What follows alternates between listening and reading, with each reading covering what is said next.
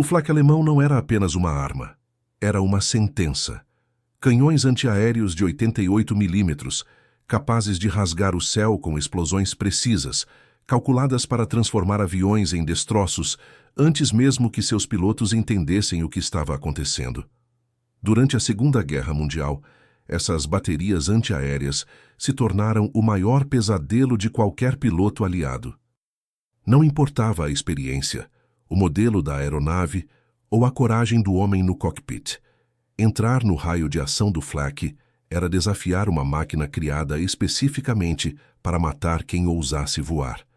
E os alemães sabiam usá-la como ninguém. Da França ao norte da África, da defesa de cidades estratégicas às linhas de frente mais avançadas, o flak construiu sua reputação com números, precisão e medo.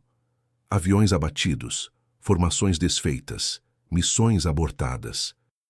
Para muitos pilotos, sobreviver a uma barragem antiaérea alemã já era considerado vitória suficiente, e ainda assim, em meio ao maior conflito da história da humanidade, um piloto brasileiro ousou fazer aquilo que poucos tentariam, enfrentar essas baterias antiaéreas de frente e vencê-las. Pessoal, seja muito bem-vindo ao nosso canal Memórias Verde e Amarela.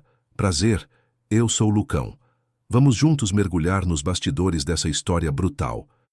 Quando o Brasil entrou na Segunda Guerra Mundial, as expectativas eram baixas, não apenas entre os inimigos, mas também entre os próprios aliados. O país não possuía um histórico recente de grandes campanhas militares no cenário internacional. Para muitos oficiais americanos e britânicos, os brasileiros eram vistos como inexperientes, improvisados, quase um experimento político enviado para um conflito que já estava decidido pelos gigantes da guerra.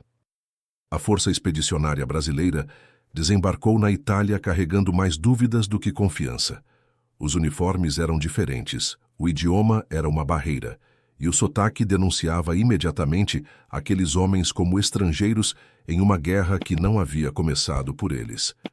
Muitos aliados acreditavam que os brasileiros serviriam apenas para missões secundárias, apoio logístico ou patrulhas de retaguarda. Mas a guerra não respeita expectativas. No ar, essa desconfiança era ainda maior. A aviação aliada já havia perdido milhares de pilotos para o flak alemão. Cada missão de ataque ao solo era uma roleta russa.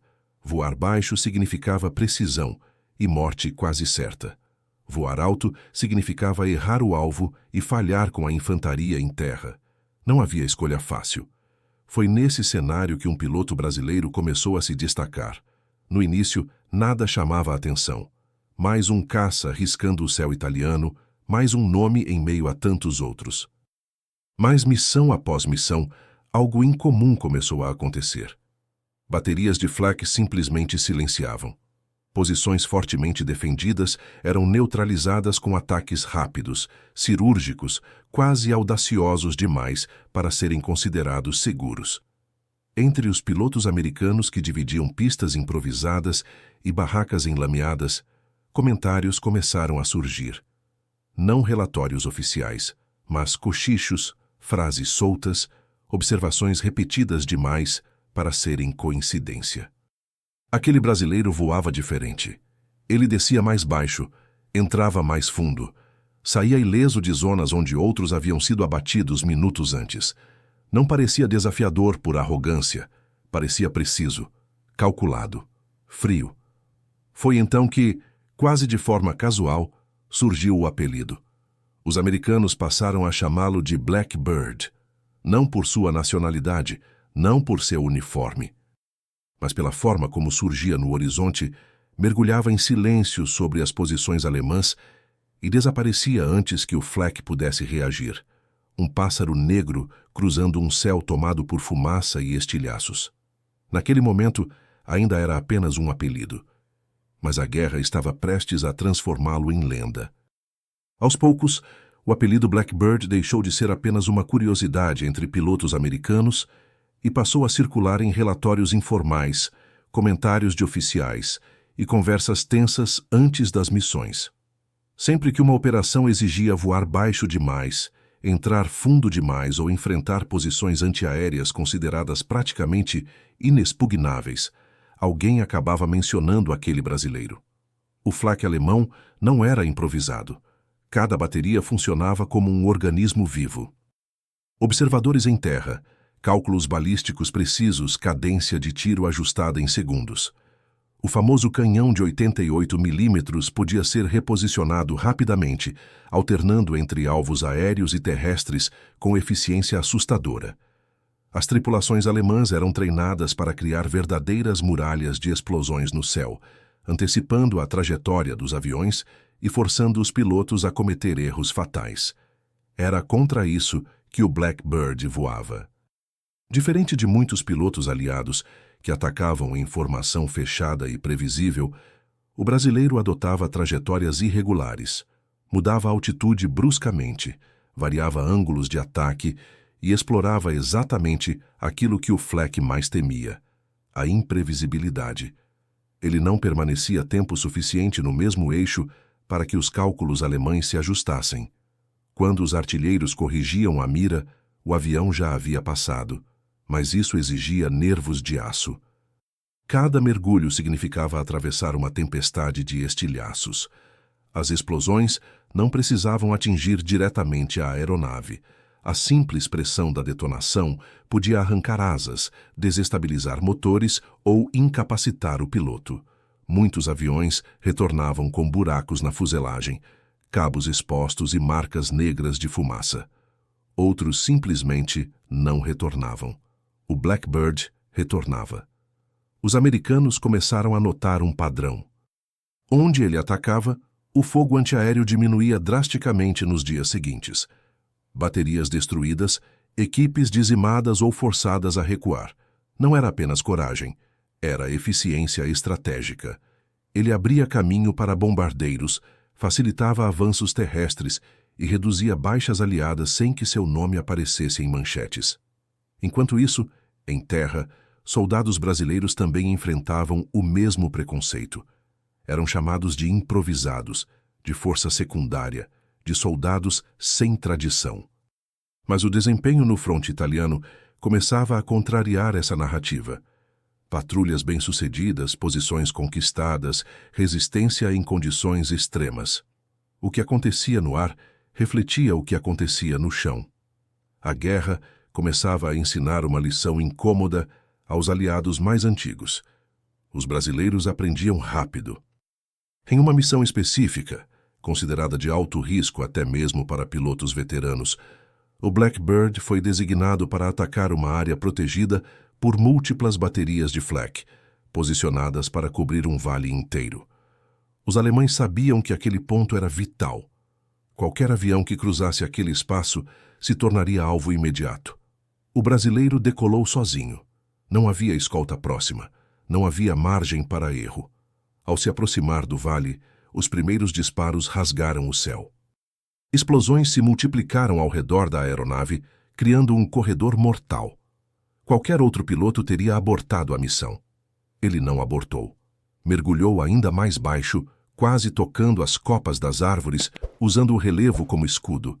Surgiu sobre a posição alemã, antes que os artilheiros pudessem reajustar seus canhões. O ataque foi rápido, violento e preciso. Quando o Blackbird puxou o avião para fora do mergulho, uma das baterias mais temidas daquele setor havia sido silenciada. Na base, ninguém comemorou em voz alta. Apenas trocaram olhares, porque naquele ponto da guerra já estava claro. O apelido não era exagero. O Blackbird não era apenas um piloto brasileiro. Ele era um problema real para o flak alemão. Com o passar das semanas, a presença do Blackbird deixou de ser apenas um comentário entre aliados e começou a se refletir no comportamento do inimigo. As baterias de flak alemãs passaram a alterar seus padrões de disparo em determinados setores. A cadência mudava. As equipes permaneciam em alerta máximo por mais tempo.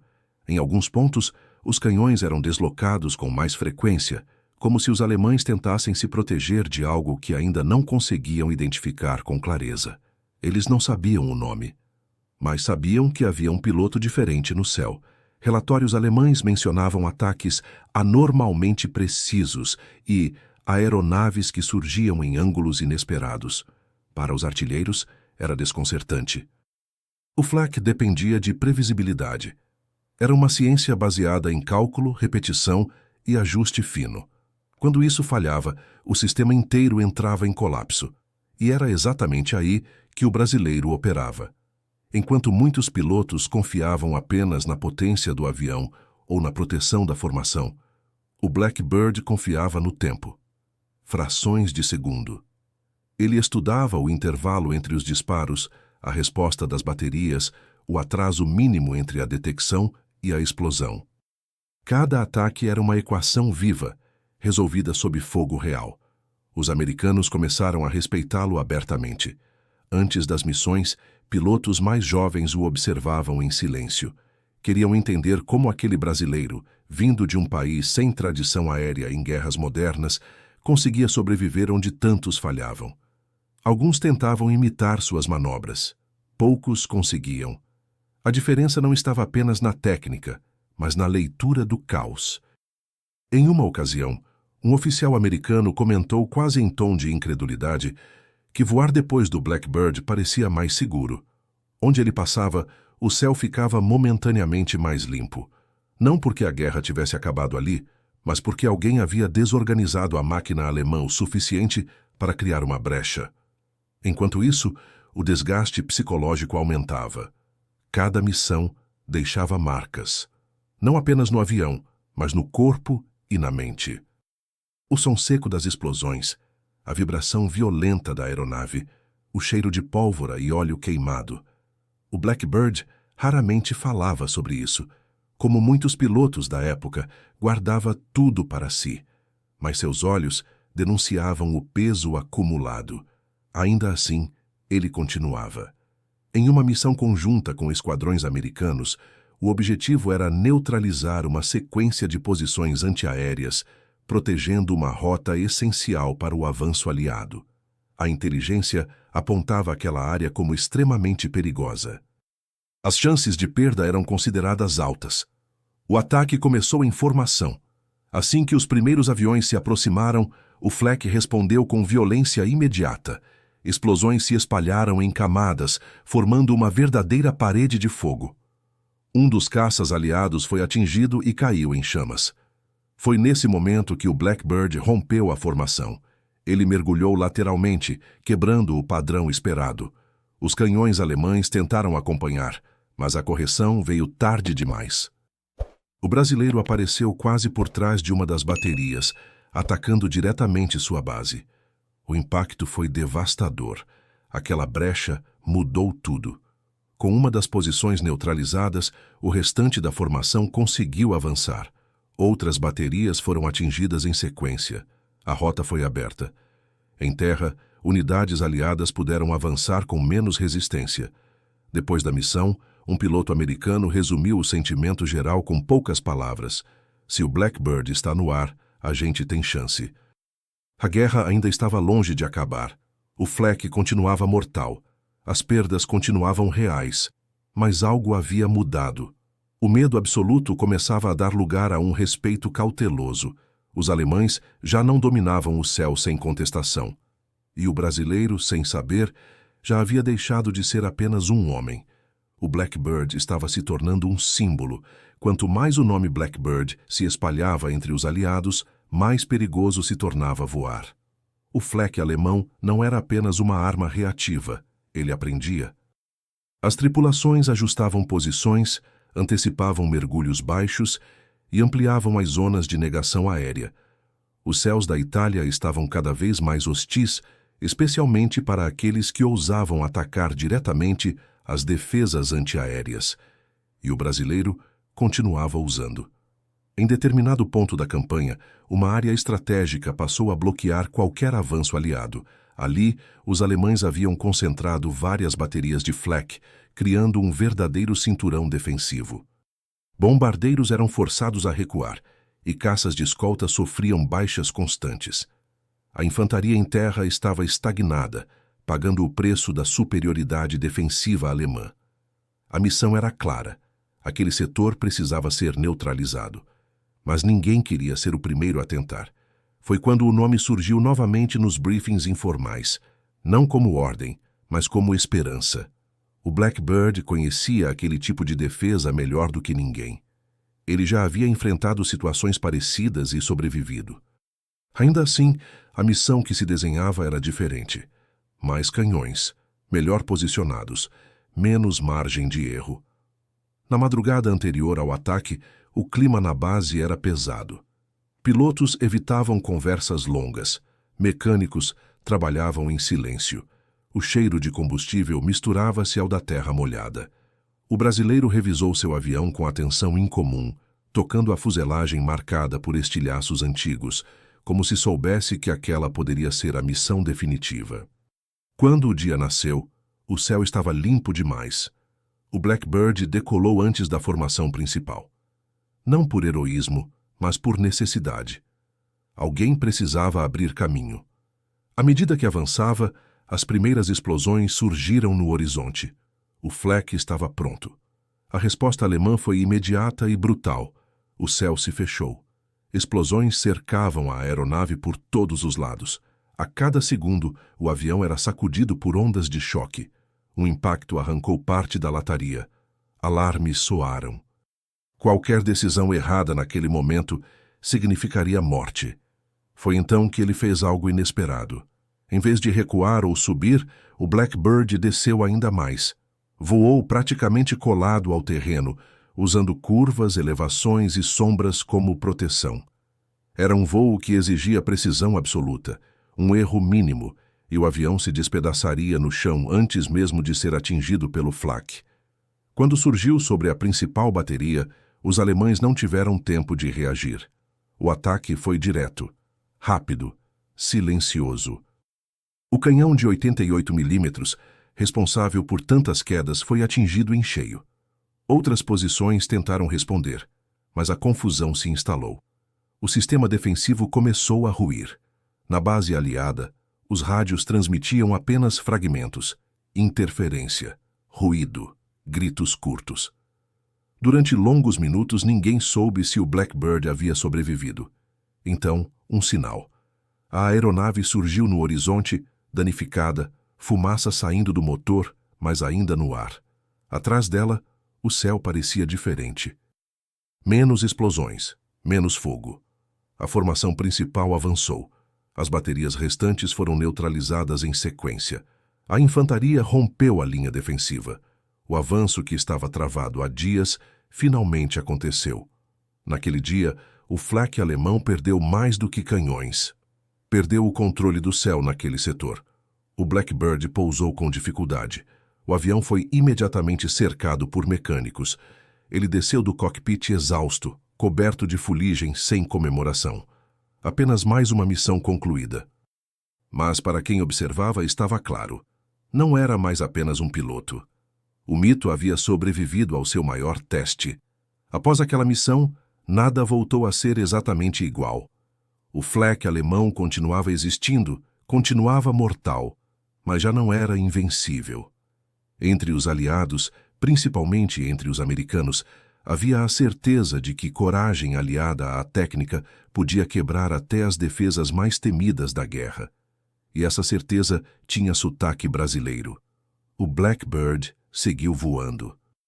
Não como uma lenda intocável, mas como um homem cansado carregando o peso de cada missão cumprida. Ele não buscava reconhecimento. Não aparecia em manchetes. Seu nome verdadeiro permaneceu restrito a documentos, relatórios e à memória de quem dividiu o céu com ele. Mas o apelido permaneceu. Sempre que uma missão parecia impossível, alguém lembrava. Teve um brasileiro que fez. Sempre que o flak silenciava onde antes dominava, alguém comentava em voz baixa. O Blackbird passou por aqui. Quando a guerra se aproximou do fim, muitos daqueles pilotos americanos voltaram para casa, carregando histórias difíceis de explicar. Entre elas, a de um piloto brasileiro que enfrentava o flak alemão como se entendesse seus movimentos, como se dialogasse com o caos e saísse vencedor. O Brasil, por muito tempo, não soube dessa história. Os pracinhas voltaram. Os pilotos retornaram. a vida seguiu. O país tinha outras urgências, outras lutas, outras memórias. Muitas dessas histórias ficaram guardadas em arquivos, fotos amareladas e lembranças silenciosas. Mas elas existiram. No céu da Itália, um brasileiro provou que não é a tradição que define um guerreiro, mas a coragem de enfrentar aquilo que todos temem. Provou que um país jovem no cenário militar podia sim deixar sua marca no maior conflito da história da humanidade. Os americanos o chamaram de Blackbird, a Alemanha o temeu. E o Brasil, mesmo sem saber, teve no ar um símbolo de bravura, inteligência e resistência. Essa não é apenas a história de um piloto, é a história de um povo que foi subestimado e respondeu com honra. Se você acredita que histórias como essa precisam ser lembradas, contadas e respeitadas, eu te faço um convite. Inscreva-se no canal Memórias Verde e Amarela. Aqui a gente resgata o que foi esquecido, valoriza quem lutou e mantém viva a memória daqueles que ajudaram a escrever a história do Brasil, mesmo longe de casa.